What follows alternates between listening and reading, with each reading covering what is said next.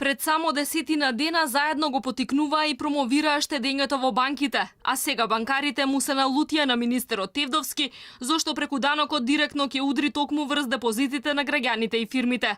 Бараат владата да го одложи воведувањето на данокот од 15% за камати на орочени штедни влогови што надминуваат 15.000 денари, не за во 2020-та, туку се до влезот на Македонија во Европската Унија. Велат закони без консултација со бизнисот не треба да се донесуваат. Бараат итна средба со министерот за да издействуваат усвојување на нивните барања. Ставот на Македонската банкарска асоциација е дека нивната примена треба да се одложи до влез на нашата земја во Европската Унија, со цел да се задржи позитивниот тренд на штедењето, да се обезбеди свеж капитал за стопанството, како и да се одржи стабилноста на банкарскиот сектор. Банкарите се гневни затоа што без разлика што тие не треба да го плаќаат данокот, самата одлука може да го намали интересот на граѓаните и фирмите да штедат во банките и може да го ограничи кредитирањето.